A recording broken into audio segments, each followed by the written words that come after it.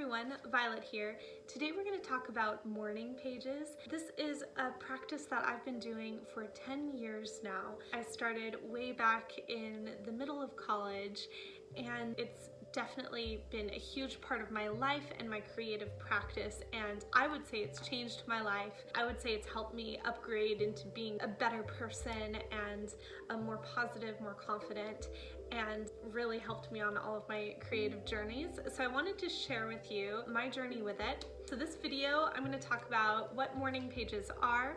I'm going to talk about 5 tips that I have to help you get into the flow of really doing them. And then I'm going to share with you some of the work by Julia Cameron that I find to be very inspiring. Julia Cameron is the author that the concept of morning pages comes from. She wrote about it in a book called The Artist's Way. So more about that at the end of the video. So like I said, I've been doing it for about 10 years, and in 2019, that was when I really felt like I had the habit down. And what I mean by that is that if, let's say, I get out of the habit of writing morning pages, I can immediately pick it back up in the next day or two.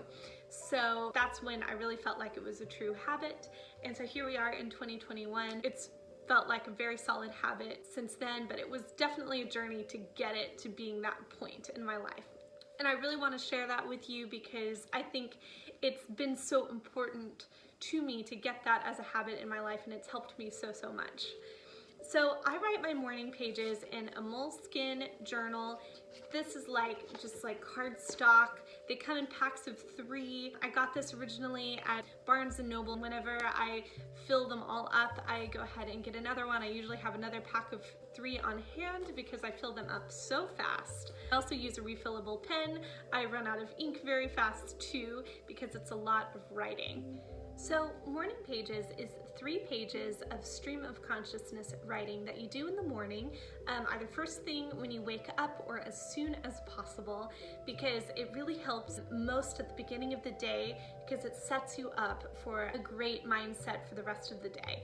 And the way that this happens is it takes all the clutter and the jumble and the stories and all that chatter in your head and it puts it on a page, gives it a home, and then it doesn't bother you so much throughout the rest of the day. And this is something that I've really noticed for myself, that as I write these things down every day in my morning pages, I might notice the same topics come up, the same loops, and I just continue writing it out, and then they tend to resolve themselves faster. I think it makes me more aware of the way that I'm thinking and the stories that I'm telling myself, and then I can change them. Either it passively happens just from me being aware of it, or actively I can notice when I'm writing something negative, I can turn it into a positive affirmation, which is one of the exercises that Julia Cameron suggests. These pages are not supposed to be reread by yourself or by other people. No one else should ever read your morning pages. You're not writing it for an audience. It doesn't have to be pretty. Your handwriting can be all over the place. You can misspell things. You can stop a sentence mid-sentence and talk about something else that popped into your head. As for yourself reading it, sometimes maybe you could go back to it months and months later and take a look at maybe how much you've grown, or what was on your mind during a specific time, to examine your thoughts. But you need to give it a lot of time, because otherwise, even having the thought of yourself rereading it can change the way that you're writing.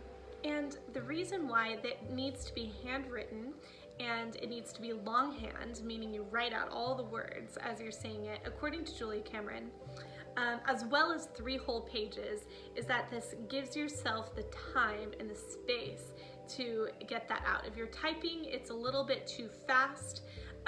Writing it by hand helps you work through what you're writing as you're writing it. And then also 3 pages, by page 3, Julia Cameron mentions that that's around when the real stuff starts bubbling up. You get some things out of the way first, and then you get down into the real stuff. So 3 pages may seem really daunting at first, but I've got some tips to help you with that. So for example, these are all of my morning page journals for the past year. They're all totally filled and I usually don't end up keeping them forever. I don't really want anyone to get a hold of them and read them, but I often use this material as stuff for art projects because I feel like it carries a lot of meaning, like the material of the paper itself with words on it, but not in a way to where it's legible and you can read it. So here are 5 tips for helping you get into the flow of writing morning pages so that it doesn't feel quite as daunting and it can help really motivate you to do it every single day. So my tip number 1 is if you're struggling with the time of day that you write it, let's say that in order to write it you need to get up a little bit earlier, or maybe it's something that you keep putting off in the morning and then in the afternoon, and then it gets to be later and you're like, oh man, it's too late to write morning pages because they're called morning pages. This is very simple. Just write the time down.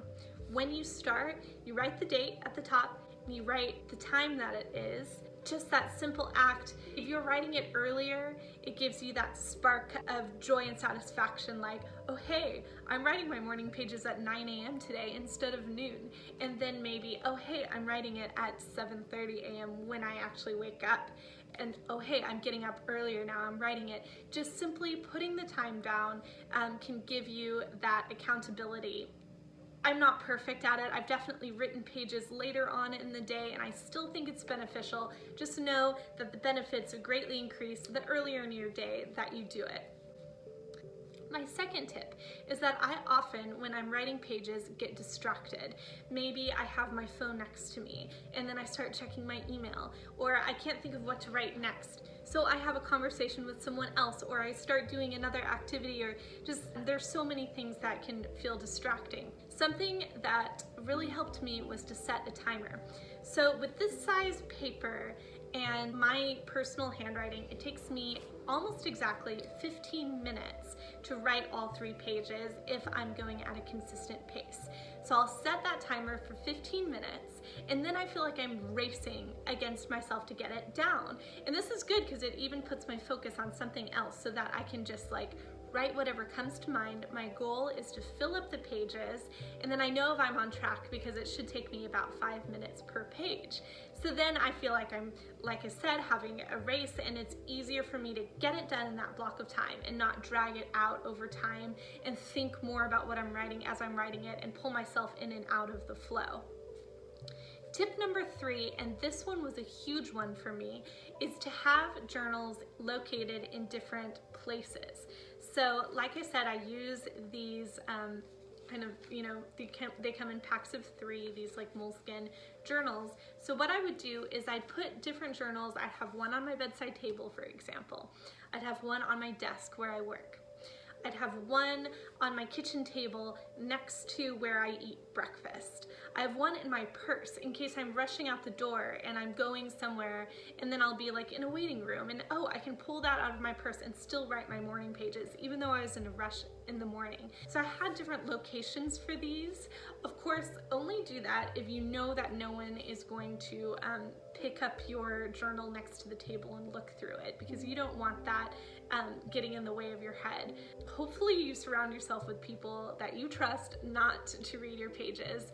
I trust my partner with everything. When I first explained to him this practice that I did, I said, honestly, you don't want to read it because it's gonna be all of my messy thoughts, all of my negative thoughts. Like, I don't sound like a good, solid, centered person in this. I'm getting out everything. So even just like something small that is passing through my head that really shouldn't be a big deal, I put it on the page so that it never becomes a big deal. And that's not something you should want to read, and it would just like make things complicated. So one thing about this technique is that it allows you to write one page, for example, right when you wake up, and then let's say that you need to get out of bed for some reason, you can write the other 2 pages while you're sitting and having breakfast. I've now gotten to the point where I just write all 3 pages and one sitting with that 15-minute timer, like I said in the previous tip.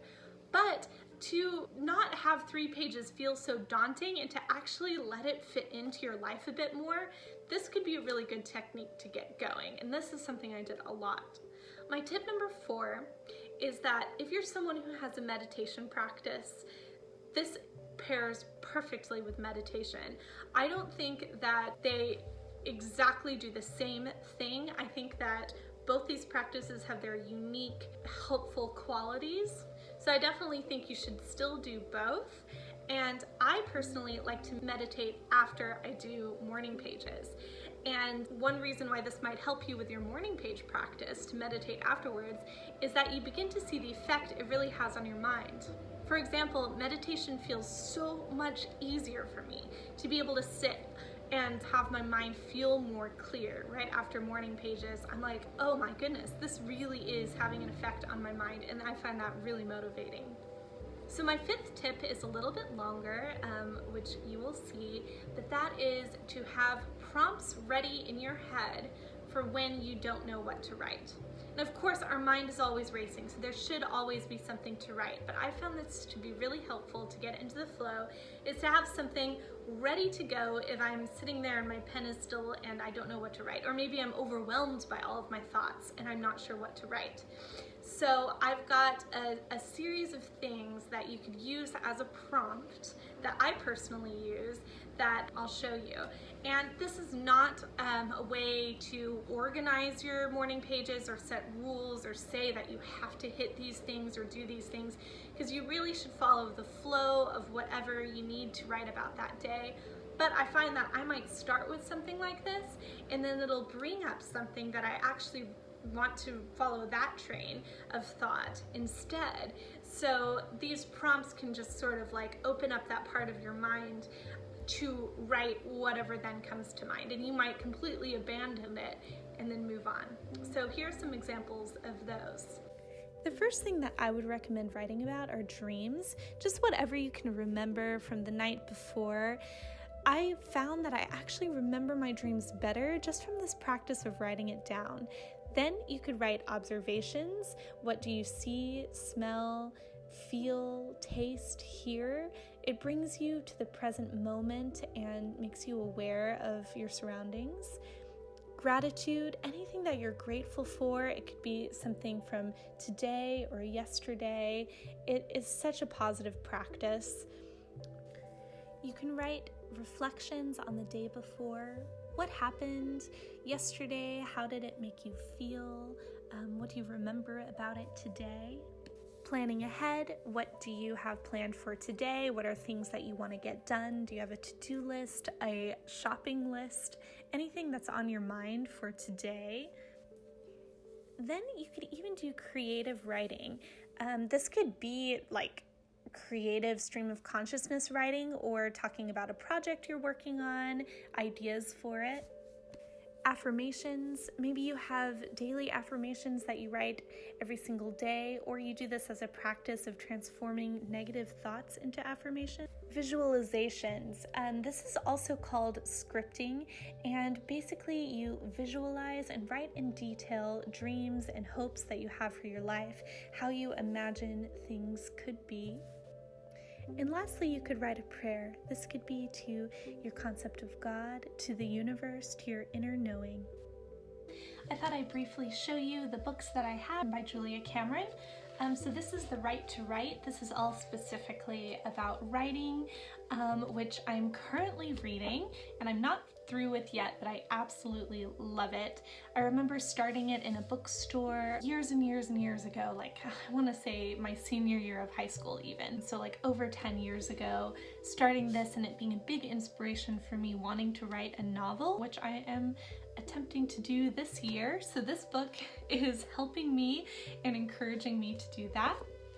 This is the Artist's Way book. This is the main one, and I've done this one a couple times.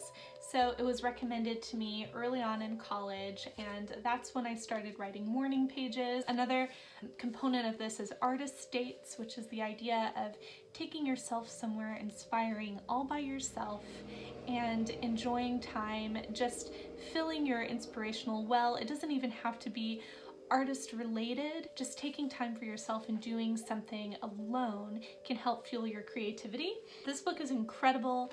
Definitely recommend it. This is the second in this series. As you can see, these are very worn because I've taken them so many places with me. This one, Walking in This World, I did this one when I moved to New York, to a new state, all by myself. I did this and it really helped me with designing my own creative life and how I live day to day and incorporate art and inspiration into my daily life. And this one talks a lot about walking and the importance of walking and how it can help you with your ideas. And of course, you continue writing morning pages in this as well.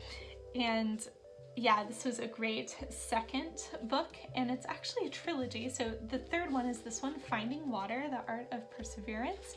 And I'm actually saving this one. I'm saving this one for a time when I feel totally blocked or dry or like can't come up with ideas, like writer's block, but in all areas of creativity. If I'm finding myself at a point in my life where I need a new burst of energy or inspiration, I'm going to turn to this book. And so I'm saving it for that time because the other ones have helped me so much. I feel that knowing that I have this on hand for if that time comes is a really comforting feeling for me. And this book, The Vein of Gold, I probably found this book to be the most transformative, besides maybe The First Artist's Way, because that like initially put me on this journey and gave me some really positive habits. But The Vein of Gold, this book, I used it for creative healing. So when I had entered a darker point in my life where I'd been through a lot of stuff, where I wasn't sure what to do next, and I just needed to take some time to go inward and heal myself, this is the book that I used. I definitely recommend this one if you've been through any sort of trauma, if you're feeling like you're in a low point in your life. This book was fantastic for that. And yeah, so these are the books, and I absolutely love Julia Cameron, and I wish I could thank her so much for all that she's done in my life through her writing. Thank you so much for watching this video.